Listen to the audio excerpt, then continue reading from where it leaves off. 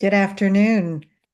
I'm Dr. Maria Church, the CEO of Government Leadership Solutions, and I am absolutely delighted that you're joining us this afternoon for the unveiling of the 2025 State of Local Government Leadership Pipeline. Now, a research of this magnitude is not done in a vacuum. I absolutely want to acknowledge our partners in compiling and doing this research. And of course, we have with us today Audience Audit. We'll be hearing from Susan in just a moment when I ask her to introduce herself. And then our additional partners to really make this happen, our friends of Invisio and GFOA, ICMA, Leadership Development University, and NIGP. And we are just thrilled to have these very, very crucial partners in the local government world joining us and supporting us in this research today. So, as I said, I am Dr. Maria Church. I'm the CEO of Government Leadership Solutions.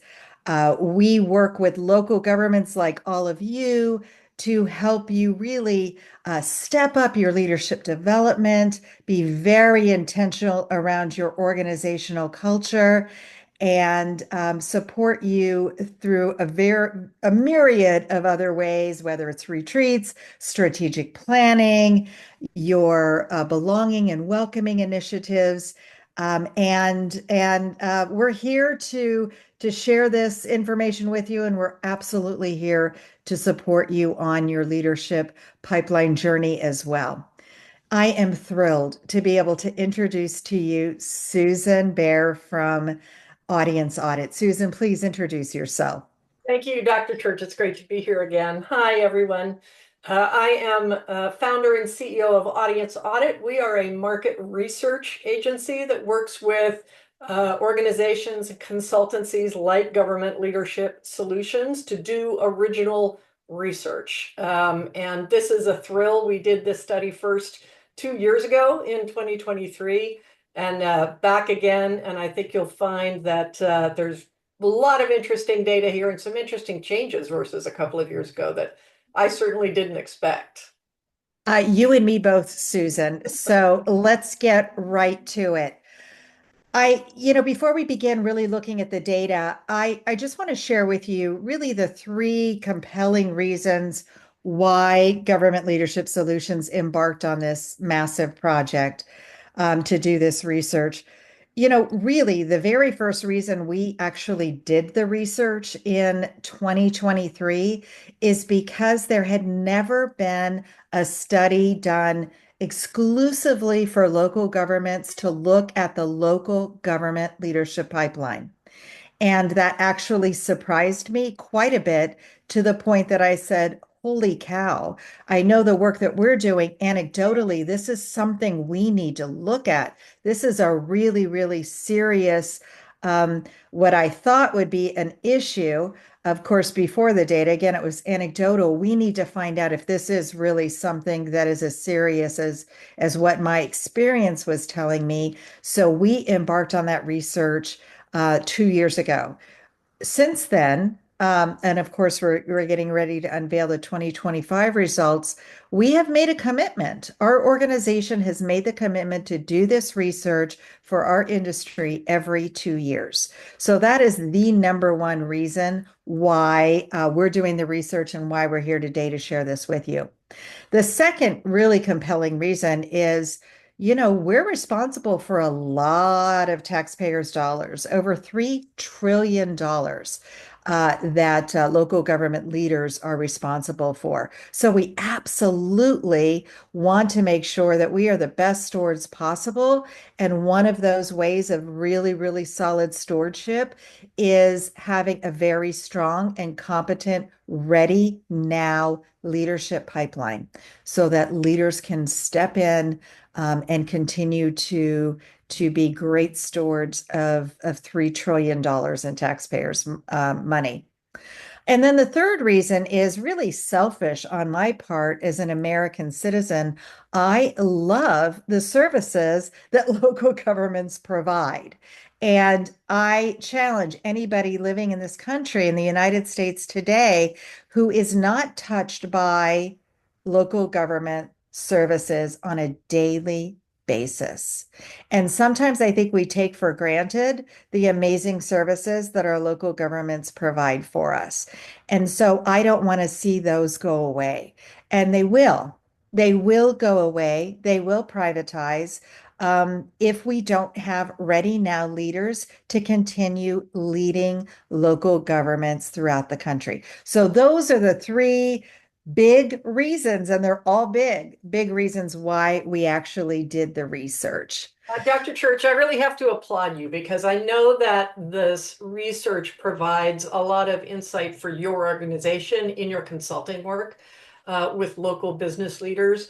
But I think your decision to publish it and make it available to everyone, you don't charge Mhm. for it, is really an effort to help our local governments understand what their peers are dealing with and what they're facing. And sometimes that's a, phew, we're not the only ones kind of situation that could make you feel better. But I think we also are gathering insights into what appears to be working, what changes are happening, what folks are really focused on tackling. And that could be really helpful for the community of local government leaders. So it's a lovely study, I think, from both ends in helping local government do its best. Thank you, Susan, for that acknowledgement. We love this industry, and it's really our honor and pleasure to provide this research. So thank you for that. I appreciate you. All right, let's get into it, Susan. Great. Tell us about the Tell us results. about the research. So I'm not going to sound like Charlie Brown's math teacher, wah, wah, wah, wah. But I think it is valuable for you all watching to know that this is a statistically reliable quantitative study. So as opposed to a focus group where you may be talking to 8 people or something, this is an online survey. We have 211 respondents to the survey, thanks to the help of those distribution partners that we mentioned. And that number of respondents may not sound like a lot, 211, but it actually gives us a very high level of confidence in the results of the survey. And what that means is if we ran this again and again and again with the same type of audience, we would see the same results 95% of the time within a 5-point margin of error, plus or minus 5 percentage points. So what that means is it's reliable. It's a good representation of what's going on in your industry and how leaders are thinking in local government. My sister is a statistician, and she says we've tasted enough of the soup to know what's in the whole pot. So we want you to know that before going in, so that you know that what we're talking about and the advice that Dr. Church is going to share is based on reliable data. Great, thank you. So one of the things that's unique about the data, and if you saw the 2023 study that Government Leadership Solutions did, you've already experienced this. It's called attitudinal segmentation. So in the research, we're certainly asking questions about what does your organization look like? What kind of a municipality do you serve? What are your challenges, et cetera. But on top of that, we're asking questions about how these leaders feel about a lot of issues surrounding local government. And we can use that data to organically understand how there are different mindsets in this audience. If you saw 2023 study, we had 4 mindsets.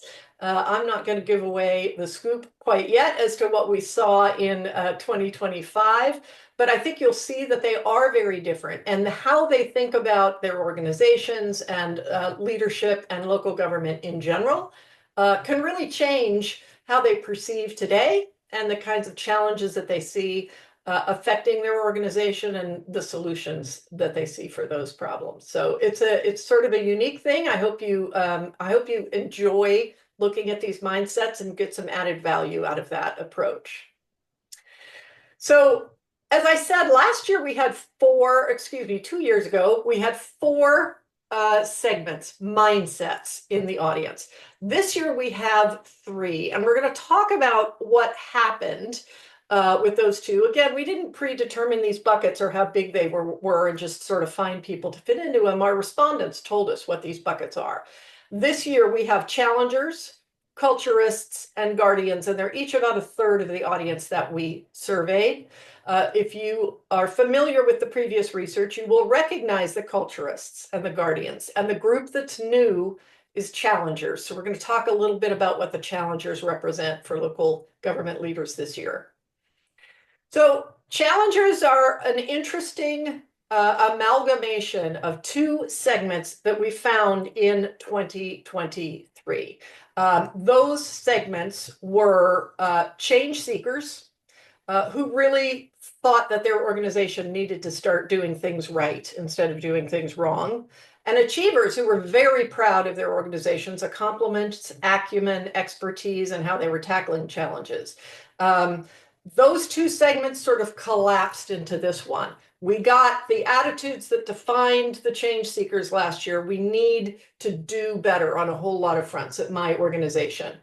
And then as for the attitudes that define the achievers, they were all about how well the achievers organizations were doing and how well prepared they were for the future.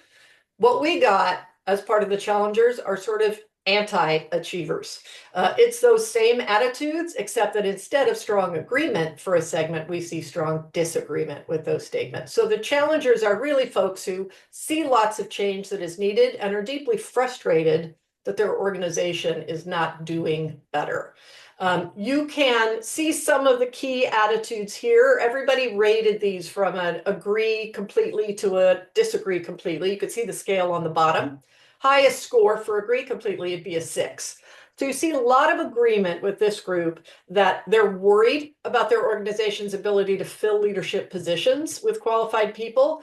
They think their organization needs to really sort of rethink its whole leadership pipeline if they want to be successful. They say their organization struggles to create an action plan for developing a leadership pipeline. They're worried that those in the pipeline now are not prepared to be effective leaders. They say few people in their organization are ready for leadership positions. And then my organization has a clear sense of what leadership qualities future leaders need to have. They actually disagree with that statement strongly, and then agree with politics in their organization make it difficult to retain talented people at all levels. And if you want to see the full breakout of how this group responded to a lot of those attitudinal questions, we're going to tell you at the end of our webinar today how to get access to the data yourself in a way that you can easily explore it on your own. So these challenger folks, I think, Doc, are a really unique group. And it's, I think, one of the things that struck both of us when we saw the data this year was that sizable group of achievers, that was 28% of our audience in 2 years ago. They've basically evaporated and flipped into folks who are really frustrated about how things are going in their organizations. Yeah, and that really concerns me, Susan, because they were having very positive experiences. They were in positive work environments. Yep, They saw leaders being developed. yep, They saw great examples of leaders and leadership in their organization. And and where are they? yeah, And what happened in the last 2 years yeah, that really caused that flip? yep, And furthermore, if theoretically all 28%, and we don't know that. We don't right, know if 28% are now all in this bucket or if they spread out into the other buckets. But if they did go into this bucket, then the change seekers from before have exited. And yeah, that's what we were afraid of, that if they didn't find the change that they were looking for, that they probably would exit the organization. And so yeah, uh, I'm not liking this trend at all. I find it very concerning. yeah, I'd love to dig in a little bit deeper, and this is definitely going to be a conversation that I'm going to have with many city and county managers and leaders across the country is what happened in the last 2 years yep, that have caused this to flip. And keeping in mind, we did this research in the fall. yep.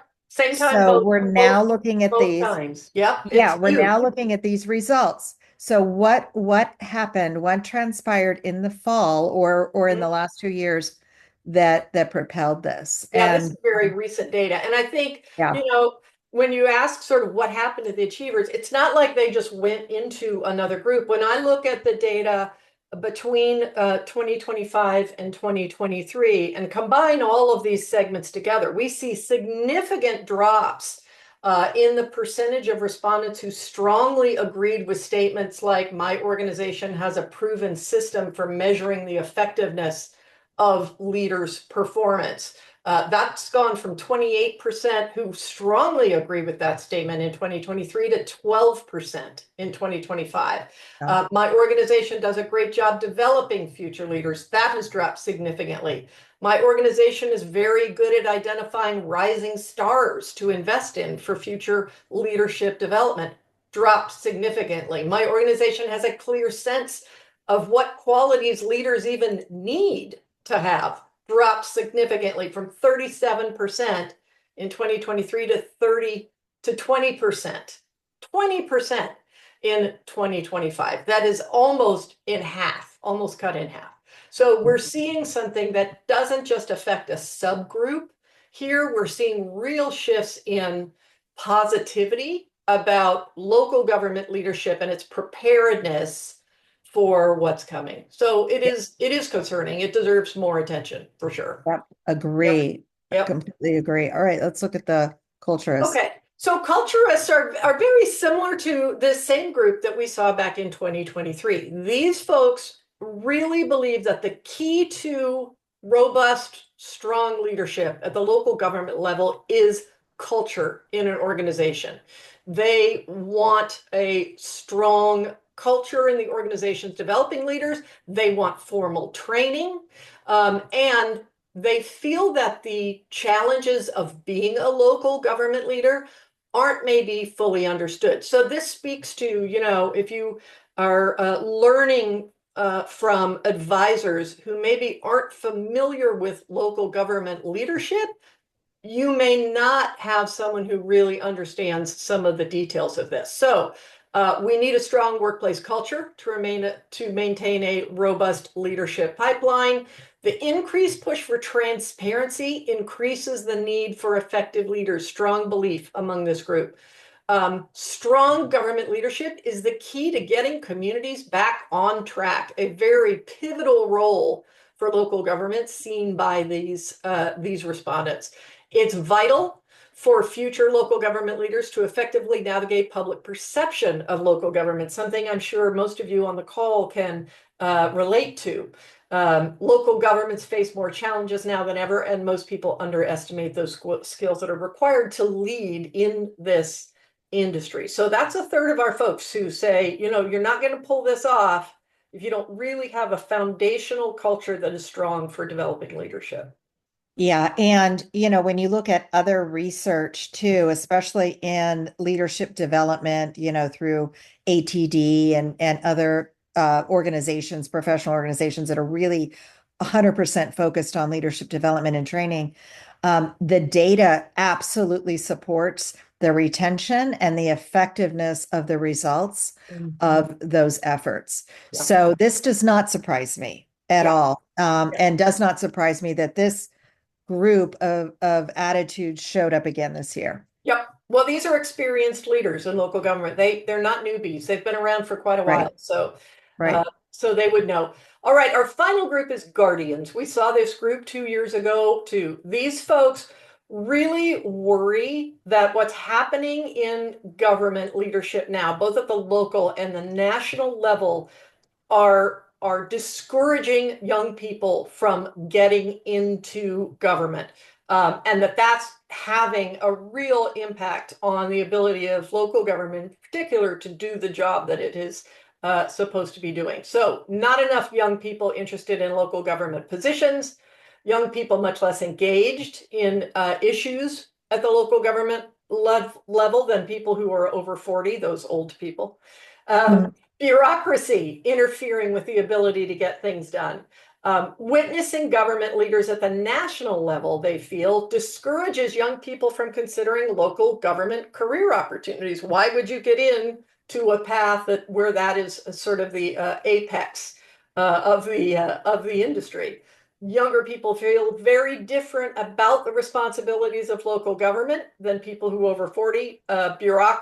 Local bureaucracy discourages candidates, and local government leadership positions don't appeal to younger generations. So these folks sort of have a sense that what they are trying to protect and and help to persevere is not supported, engaged in, or of interest to younger people today. And they have deep concerns about the impact of that at the local Yeah, level. and I absolutely appreciate and understand that. Those of us that have been in this industry for a while will remember probably we've seen this decline, I would say probably over the last 10-ish years, whereby we used to enjoy a really deep understanding of our communities, of the difference between local government, state government, and federal government. And there was a very distinct, clear understanding among people of the differences in these government organizations. And like I said, probably the last 10-ish years, and it's only been escalating, unfortunately, only been escalating to the point now where, unfortunately, as local government professionals, we're now lumped into government. Mhm. And when people say government, it's not with great warmth in their hearts Right. today. Yeah. Unfortunately, it's seen as the big bureaucratic monster, and that we're all in it, local, county, state, all the same with federal. And Yeah. so I that's think been a real bummer in the industry that we no longer have that very clear distinction. it's problematic for sure. And I think Yeah. the other thing that affects this and other industries that we research in as well is that the media landscape has become so fractured. Yes. When you and I were young, local governments were communicating directly with their citizens, and that was an important source of information Yeah. for residents. Not that local governments have stopped trying to communicate or aren't trying, but there are so many alternatives now, and Yeah. there's much less influence that communications from any one source is likely to have with all True. media True. coming in. Even sort of having common ground on what is and what isn't actually factual. Mm, So it's created a lot of complexity in terms of perceptions, I think, of government effectiveness, efficiency. Is it doing anything? What is it doing, really? right. That's Right. affecting lots of industries, including this one in particular. Mhm. Yeah, there's so much noise too, Susan. So, It's hard to know in what to addition to believe. questioning the validity of the information that's coming out, because there's so many sources, there's so much noise. So And much so noise. it's even harder for local govs to effectively communicate with the community. Yeah, Yep. it's a challenge for Yep, sure. for sure. So there were some attitudes that ended up not defining particular segments, but they're still interesting and I think valuable for local government leaders to understand. Leadership qualities can be developed over time. The vast majority of our respondents in the study believe this to be true. If you invest in leadership development, it is something that you can build and grow within an individual. I would rather see a leader come from within my organization than from an outside source. I think like a lot of industries, we want to promote from within if we can. And certainly, I think this study, just like the one in 2023, reflected a belief that having someone who knows local government is likely to make a stronger local government leader over time. Sure. So there's an interest in hiring from within. It's impossible to develop leaders at my organization without a specific budget in place for it. We'll see some more information on challenges, but the lack of time and the lack of budget are cited as really severe roadblocks to getting an effective leadership development program and pipeline in place. Mhm. Here we go. Leadership in a local government role requires very different skills than leadership in a business setting. So this is a broadly believed position among our respondents that fundamentally government leadership at the local level is different than running anything else. And so it requires a particular set of skills, as someone might say. And then a lot of concern that a lack of effective leadership may result in a crisis for local government. I think a lot of people, especially when we look at the differences between this year's study and 2 years ago, are really starting to feel that things are coming close to a crisis point with respect to the challenges local government faces and whether local governments have the people in place with the skills needed to deal with those challenges and overcome them. Yeah.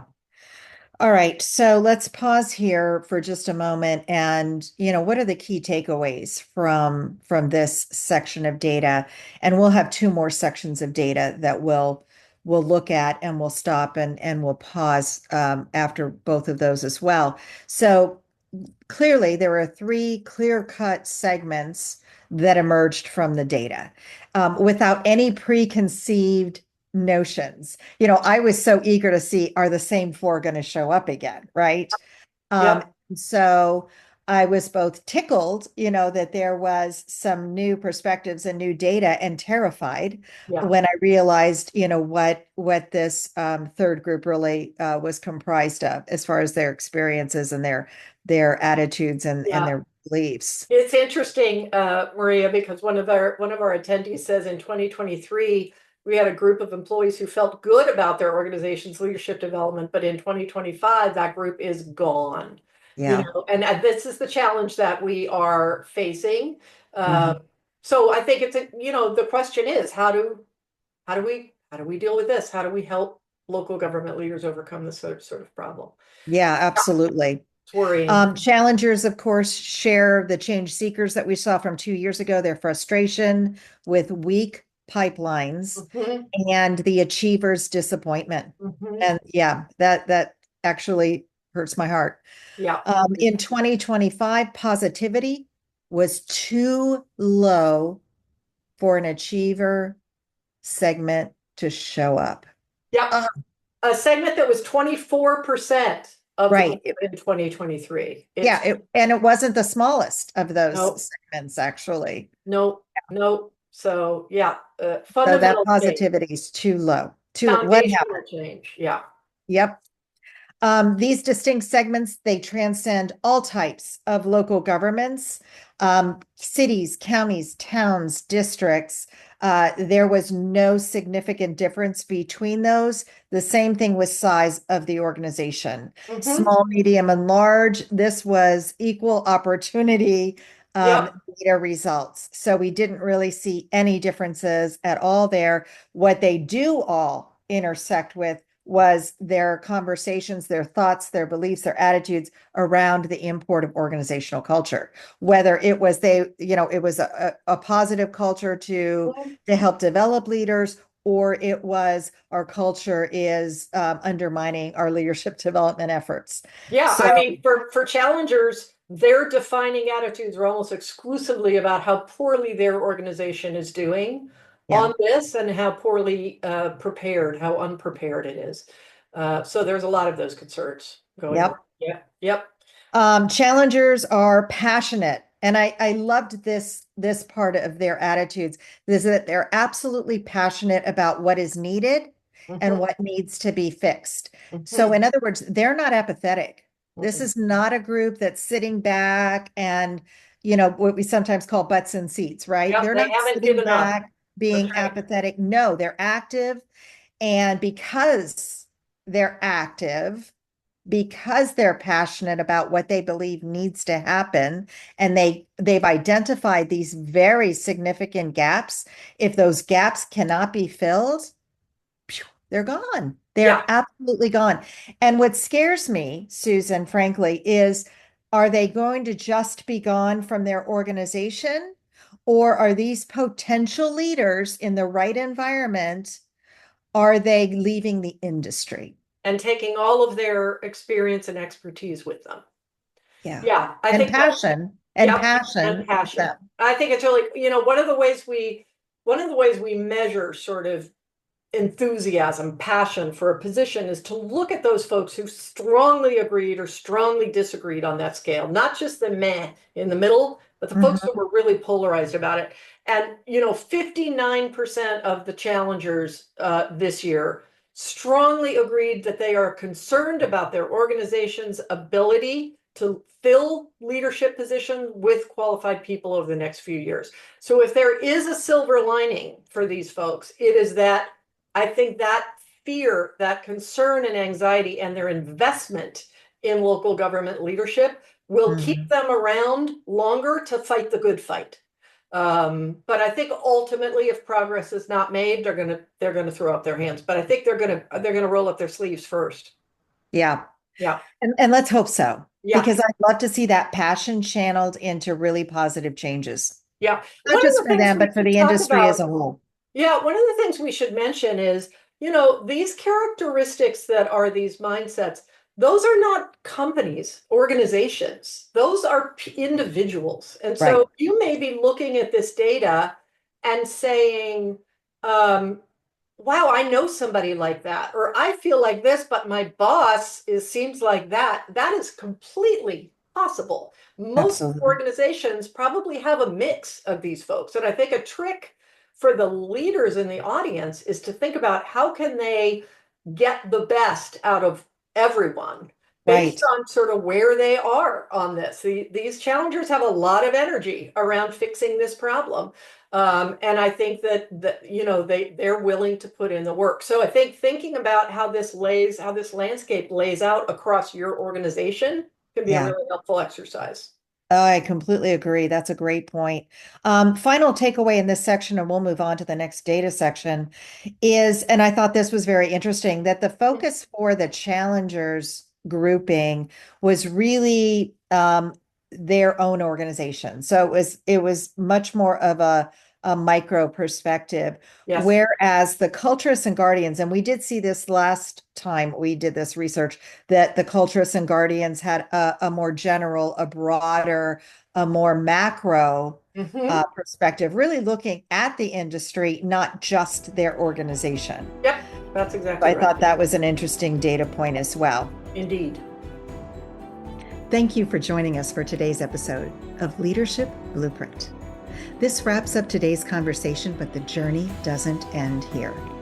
We've put together an executive summary with key insights to help you put these ideas into action. You can download the summary at governmentleadershipsolutions.com. We're just getting started, and we can't wait to have you join us for future episodes. Until then, keep leading with love.